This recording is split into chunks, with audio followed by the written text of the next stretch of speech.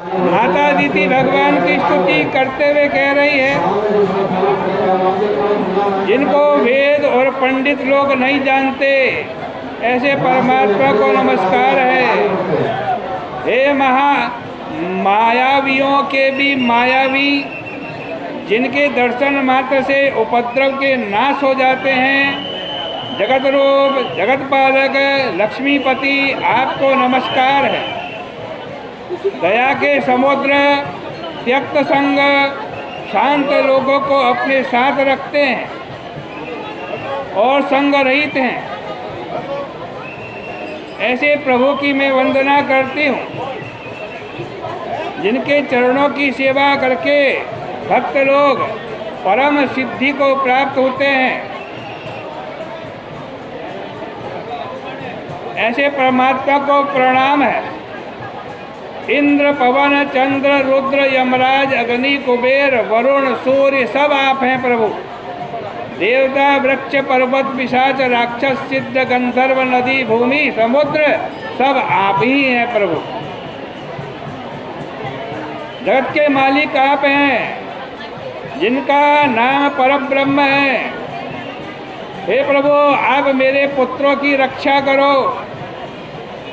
देव माता अदिति इस प्रकार स्तुति करके नमस्कार करके बोलने लगी, हे देवेश, अनुग्रह करो, मेरे लड़कों को कंटक रहित राज्य वापस कर दो।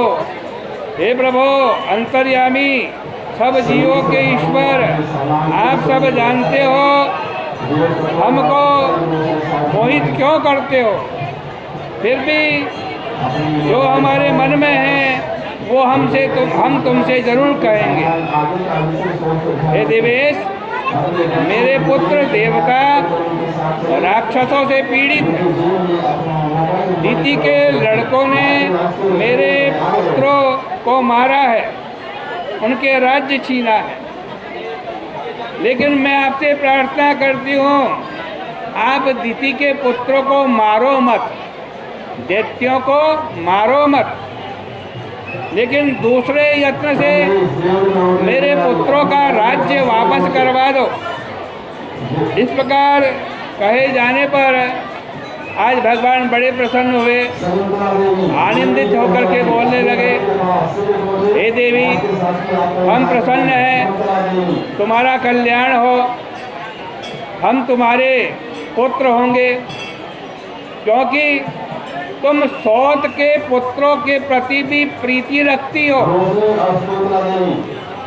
तुमने दैत्यों को मारने के लिए नहीं कहा है,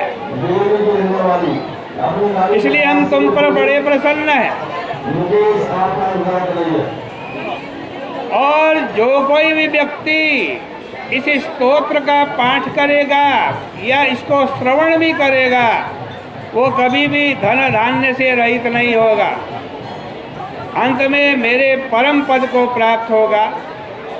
अदिति बोली, हे देव, हम तुमको धारण करने में समर्थ नहीं है। आपके रोम रोम में कोटि कोटि ब्रह्मांड है प्रभु। वेद देवता जिनका भाव नहीं जानते, मैं आपको कैसे धारण करूंगी। महापापी भी जिनके नाम के स्मरण मात्र से मोक्ष पा जाता है, उनको हम कैसे धारण करें। तो जी कहते हैं, देव देव भगवान अदिति के इस प्रकार के वचन सुन करके माता अदिति को अभय वाले वचन बोले। वो कहने लगे, हे देवी, तुमने सत्य कहा, इसमें संशय नहीं है, फिर भी हम गुप्त बात तुम्हें बताते हैं, तुम सुनो। हे देवी, राग शत्रु भाव रहित मेरे भक्त पाप रहित सदा मुझे धारण करते हैं।